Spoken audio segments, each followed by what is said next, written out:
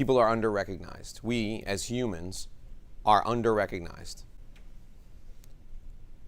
So the more you reach out to people and thank them or tell them that you appreciate them or you appreciate what they do, you're going to win. Let's start by talking about why it makes sense to say thank you to someone when you receive a referral.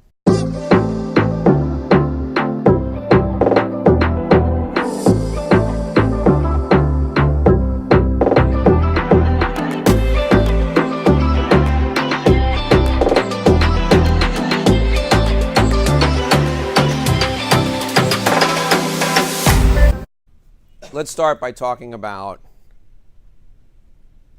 why it makes sense to say thank you to someone when you receive a referral. This sounds stupid, right? But I promise you this will be a productive conversation. Why does it make sense to thank somebody who sends you a referral? You're showing them that you appreciate it. That's absolutely correct. You show them that you appreciate what they're doing for you, right? They'll be more likely to send you another referral if you do that. That's also true. They will be more likely to send you another referral.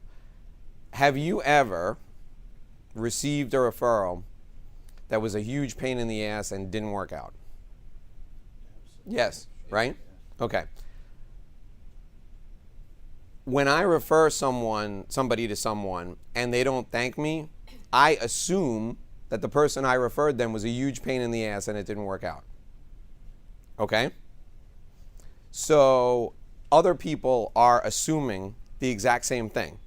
If you don't say thank you, that person's not going to send you another referral, and it's not going to be because they expected a thank you. It's going to be because they think it was an imposition. People do not realize that referrals are good. That sounds so stupid.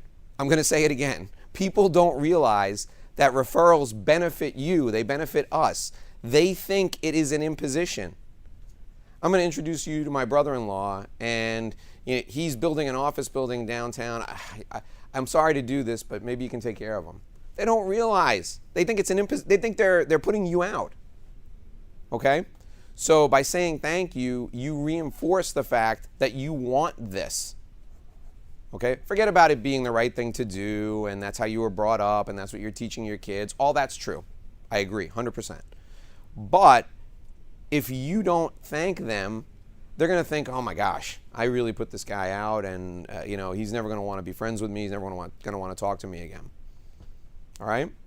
You thank them because it reinforces the fact that they did a good thing, that they did something right.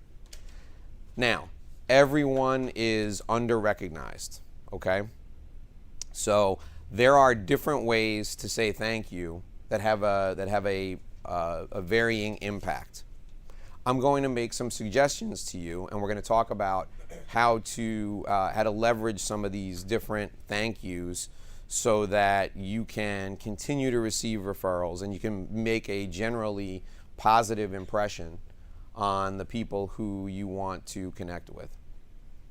Let's start with just a simple email or phone call that says, thanks for sending Joe Smith to me. I really appreciate you thinking of me. I will do everything I can to help him. Right? Just a simple email or a phone call that says, hey, thanks, I really appreciate it. That's kind of the bare minimum, right? The bare minimum of referrals is a simple email or a phone call to say thank you. The second most important thing is to follow up and let them know what's going on with the referral, right? They're placing their trust in you, and they're kind of out there, right, in the wind, just waiting to see what happens. So when someone refers somebody to you, and I don't care if it's the crappiest referral you've ever received. It's their babysitter who's, decided that she took a Carlton Sheets course and she's going to flip property now. And she wants you to review this contract that she found on the internet. Right? Horrible referral. Worst thing you've ever seen. What you're going to do is you're going to say, thank you, I appreciate you thinking of me. You're going to talk to the babysitter and you're going to do your best to talk her out of doing this. And if you can't, then you're going to say, listen, I charge $500 an hour. I'm happy to go through this contract. It's going to take me like 40 hours to fix this thing for you. And then you're going to go back to your client and you're going to say, listen, your babysitter's getting into something she shouldn't be into. I'd like you to try and talk her out of it. I tried to talk her out of it. I don't want to take her money, right?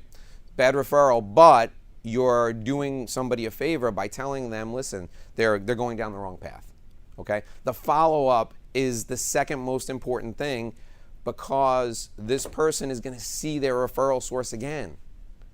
You don't know, they may tell you what the relationship is, but you don't know the extent of the relationship. Okay? So first thing, say thank you. Second thing, follow up. If it is a long-term matter, right? It's a litigation matter, or it's a transaction that's going to take forever to close, you need to put the follow-up on your calendar. And you need to, even if nothing's going on, once a month, you need to send an email to your referral source. Hey, just want to let you know, still working with Mr. Smith. The other side is a little bit unreasonable, but we're doing our best to get this done for him. I'll keep you in the loop. I can't tell you how much people appreciate that. And here's why this is really important. They have the choice between referring something to you and referring something to somebody who doesn't follow up. You're going to get it every single time because they're going to know what's going on. The third most important thing is to focus, really focus on making sure that you run down every possible avenue that the referral source wants you to look at. So in other words, the referral source says to you, hey, listen, this is my buddy. He said that he wants you to help him with this deal. Here's what I think. All right. Even if you think that the referral source gave this guy bad advice, you gotta look into it because he's gonna have a conversation with him and he's gonna say, hey, did Brad tell you about the XYZ exemption? And the person's gonna say, yeah, Brad did. He went into it in a lot of detail, but he doesn't think that's the best approach. And then your referral source is gonna say, oh, okay, great, but he looked into it for you. That's good, right? This happens to me all the time. How many of you ever have to refer out family law cases? You guys ever refer out a family law case? So somebody comes to you, your friend is getting divorced, right?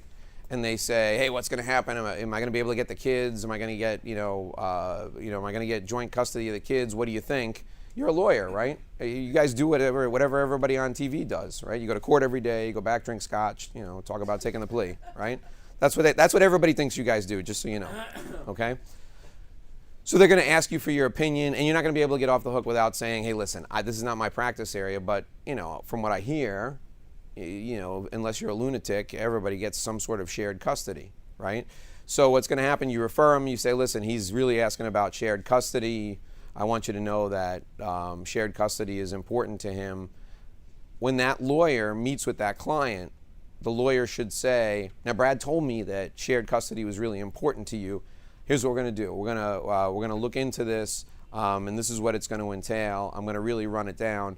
Is there a history of mental illness in your family? Okay, well, we're going to make sure that we explore this option completely. So when the referral source kind of gives you the trail of breadcrumbs because they've already had a conversation with people, plus everybody thinks they're an expert in your business, right? So they're going to give some advice before it gets to you. Don't make that the point of this is don't make that person look bad. Right? Build that person up as much as possible and say, I understand that Brad told you that we need to look into shared custody. Unfortunately, you're being just released from prison is probably going to preclude that, but I'll do the best I can to see what we can do, okay? Always make the referral source look good. When the matter's done, you can't share the details of the matter with your referral source. If they're an attorney and there's privilege attached, I think it's a little different, but I would stay away from sharing the details. I would just tell the referral source that the matter is resolved, and I would gently ask the referral source to check in with their client. Say, listen, check in with your client. Make sure he told me he was happy with his representation, but check in with your client. Make sure he's happy with his representation. Make sure he's happy with the work we did for him. Now, if you didn't get the optimal result, you got to let your referral source know that. Happens, okay? If you did a good job of tempering the expectations of the client, you should also do the same thing, tempering the expectations of the referral source, okay? And the reason is because the client is going to tell the referral source. And you're going to want the referral source to know that this is a tough case, or this is going to be a tough transaction, or getting financing on this is going to be difficult. So you got to keep the referral source in the loop, because you should assume the referral source is talking to the client is talking to the referral source at every juncture. Just assume it. And if it doesn't happen, the referral source will feel good that they were kept in the loop. Okay. Now we come to the part where Daniel brought up, number 2A, and that's ask how you can return the favor for them.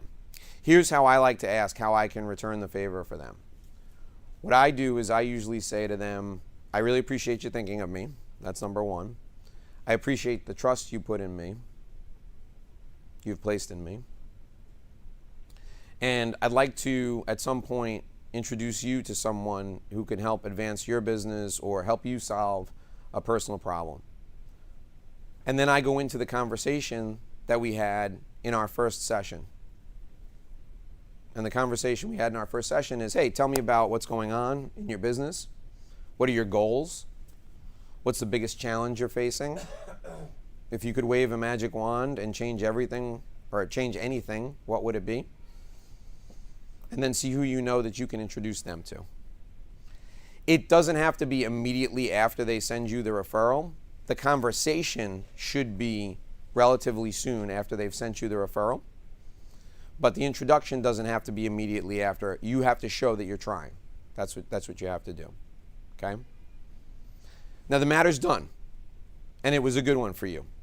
Firm made money, you made money, client was happy, you followed up, you did everything I said. There are some things you can do to cement this relationship. All right? If this is a person that has opportunity to refer you over and over again, here's what I recommend you do. There are dozens, literally dozens of these of the month clubs, okay? If this is a person who could refer you over and over again, subscribe them to an of the month club. Now that requires that you know what they're interested in. I'll give you some examples. I have one client, he's distant from me physical proximity, but in conversation it came up that he likes watches. He's really into, men's watches.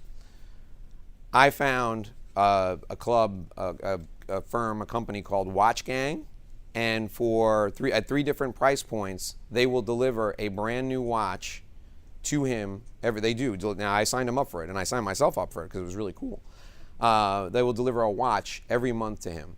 He was blown away when he got the first one. When he got the second one, he called me. He's like, this is too much. Come on. And then when he started getting them every month, I can't stop this guy now. He's like, I'm getting everybody, like people that I would never work with. It's a good problem to have. All right. Every month he gets this watch, and he thinks of me. And what he's got on his dresser, I'm sure there's like 5, because it's been 5 months now, Dave Lorenzo watches there. Okay. You don't have to go that crazy. I have a lawyer who got me a really good speaking engagement. And I noticed that he wears like really funky socks when he wears suits. So I signed him up for the Sock of the Month Club. Every month, this guy takes a picture of his socks and sends them to me. Another thing you can do from an of the month club perspective, and people love this, is for $25, you can do any type of food you want. So there's a company called, I think it's called Cheryl and Webb, that will do cookies or fruit or whatever, $25. It's incredible. And the thing is, when you send food, the food is for the benefit of the people in the office. It's not for because your person is probably not in the office when the food comes. And by the time they get there, the food's all gone. There's just a card and some crumbs, right? That's what you want, because you want everybody in the office talking about how great you are that you send food all the time, right? So what I'll tell you is this. The of the month club is reserved for like the top tier. Somebody, you got to pick in your mind a level of referral source that you think it doesn't matter what they've sent you now, but it has the potential to send you business, and you sign them up for that.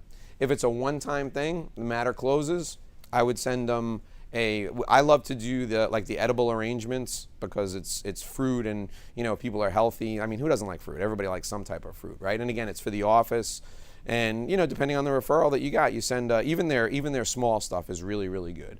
I also like to do cookies. Everybody loves cookies, right? You can't go wrong with cookies or brownies, that sort of thing. There are tons of Brownie of the Month clubs too, by the way. But the one-time things, sending something after a referral, these are for referrals that close, that produce money for you. Everybody gets a card, everybody gets a thank you, and everybody should get a follow-up phone call. But the people who send you stuff that closes, I would always send them something physical to reinforce the fact that you appreciated it. Okay? They put money in your pocket. You got to be appreciative. And this is for lawyers as well as non-lawyers. Everybody except for judges. A judge sends you a case, send a card, say thank you. Don't send them anything physical. You don't want that.